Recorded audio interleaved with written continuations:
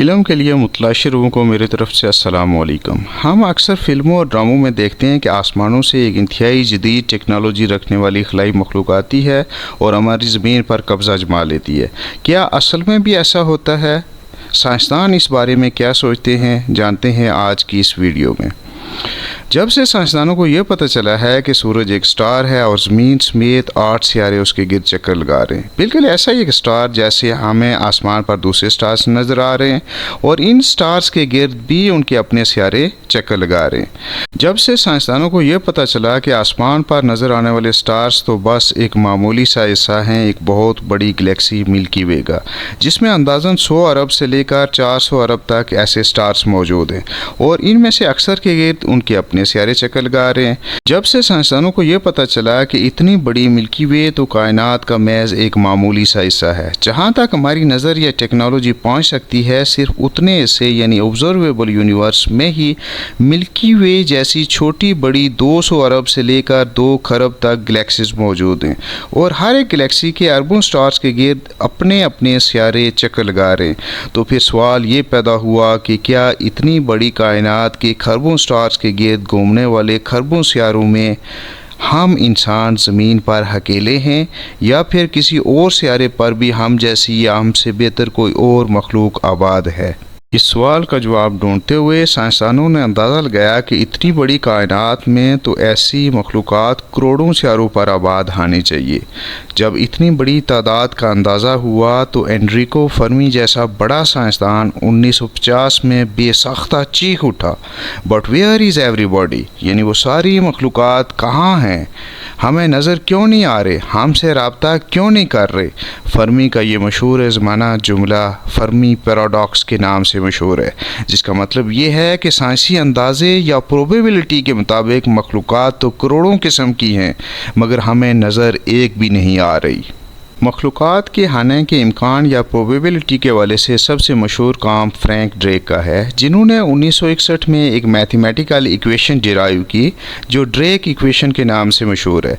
इस इक्वेशन में टोटल कितनी मखलूक़ात हो सकती हैं के हवाले से जिन फैक्टर्स को मद्देनज़र रखा गया वो ये हैं कि स्टार्स किस रफ्तार से बन रहे हैं, मतलब ये कि कितने मौजूद हैं और कितने मज़ीद बन रहे हैं। इन सब स्टार में से कितने ऐसे हैं जिनके गिर्द सियारे घूम रहे हैं।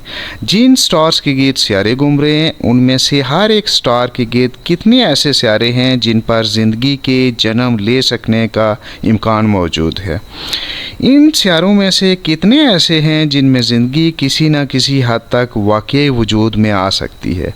वाकई ज़िंदगी रखने वाले सियारों में से कितने ऐसे हैं जिनमें ज़िंदगी इंसानों की तरह की ज़हीन मखलूक तक पहुँच सकती है।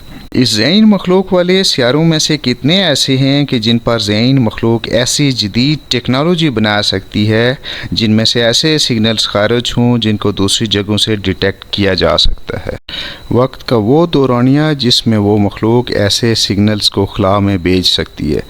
ये सारी वैल्यूज़ इस इक्वेशन में डालने के बाद जब नतीजा निकाला गया तो पता चला कि सिर्फ हमारी गैलेक्सी मिल्की वे में ही 1000 से लेकर 10 करोड़ तक ऐसी मखलूक़ात आबाद आनी चाहिए जो हम इंसानों से रब्ता करने की सलाहियत रखती है। इसका साफ साफ मतलब यही बनता है कि इन मखलूक़ात में से कोई न कोई अब तक हमारे रब्ते में आ जानी चाहिए थी, मगर इसके बरक्स आज 2024 तक हम किसी भी ऐसी मखलूक का दूर दूर तक कोई निशान भी नहीं ढूंढ सके हैं। साइंसदान गुज़श्ता 70-80 सालों से इस बात का बारीक बीनी से जायज़ा ले रहे हैं कि ऐसा क्यों है। इस सिलसिले में वक्तन फ़वक्तन मुख्तलिफ़ तरह की क़ियास आराइयों पर मबनी साइंसी पेपर्स शाया होते रहते हैं। पिछले दिनों एक इंतहाई दिलचस्प तहकीक हमारे सामने आई है जो कि एक और फैक्टर टेक्टोनिक प्लेट्स को ड्रेक इक्वेशन में शामिल करती है। जी हाँ, वही टेक्टोनिक प्लेट्स जिनको हम जानते हैं, जिनके आहिस्ता आहिस्ता चलने की वजह से ज़लज़ले आते हैं और जिनके बारे में ये ख्याल किया जाता है कि ये हमारी ज़मीन की ऊपरी सतह यानी अर्थ क्रस्ट और अपर मेंटल के टूटने की वजह से आज से तकरीबन 4.5 अरब साल पहले उस वक्त बनी थी जब मरीख के साइज़ के बराबर का एक सैयारा थिया हमारी ज़मीन से टकराकर इसका हिस्सा बन गया था। ये टेक्टोनिक प्लेट्स हमारी ज़मीन पर सिर्फ ज़लज़ले ही नहीं लाती हैं, बल्कि इनका ज़मीन पर ज़िंदगी के पनपने में एक अहम किरदार भी है। इन्हीं टेक्टोनिक प्लेट्स की वजह से पहाड़ बनते हैं, समुंदर बनते हैं और आतिश फ़िशां पड़ते हैं। इन्हीं की वजह से एक प्रोसेस वीदरिंग प्रोसेस होता है, जिससे न्यूट्रिएंट्स समुंदर में शामिल होते हैं, और हम जानते हैं कि इन्हीं न्यूट्रिएंट्स के इस्तेमाल से ही हमारी ज़मीन पर ज़िंदगी का आगाज़ समुंदर से हुआ है। ख्याल किया जाता है कि एक ज़हीन मखलूक के बनने में इस तरह के वीदरिंग प्रोसेस का एक इंतहाई अहम किरदार है। दिलचस्प बात यह है कि पूरे निज़ाम शमसी में ज़मीन वो वाहिद सियारा है जिस पर इस तरह की टेक्टोनिक प्लेट्स मौजूद हैं, और निज़ाम शमसी के बाहर के इंतहाई क्ली सियारों पर ये पाई जाती हैं। साइंसदानों का ख्याल है कि चूँकि ड्रेक इक्वेशन में टेक्टोनिक प्लेट्स वाले फैक्टर को नज़रअंदाज कर दिया गया था, इसलिए ज़हीन मखलूक के आने और हमसे रब्ता करने के इम्कानात 100% आ रहे थे। अगर इस इक्वेशन में सिर्फ उन सियारों को शामिल करें जिन पर टेक्टोनिक प्लेट्स मौजूद हैं, और सिर्फ इन ही की मौजूदगी में इंसानों की तरह की ज़हीन मखलूक बन सकती है, तो इस मखलूक के इम्कानात 100% से कम होकर सिर्फ 0.003 से लेकर 0.2% तक रह जाते हैं। इसका मतलब यह हुआ कि ऐसी ज़हीन मखलूक के पाए जाने के इम्कानात ही इंतहाई कम हैं, यानी उनका हमसे रब्ता होने के ना होने के बराबर इम्कानात। डियर फ्रेंड्स, आपको क्या लगता है कि इंसानों के अलावा भी कोई और ज़हीन मखलूक इस कायनात में एग्जिस्ट करती है? अगर करती है तो कहाँ?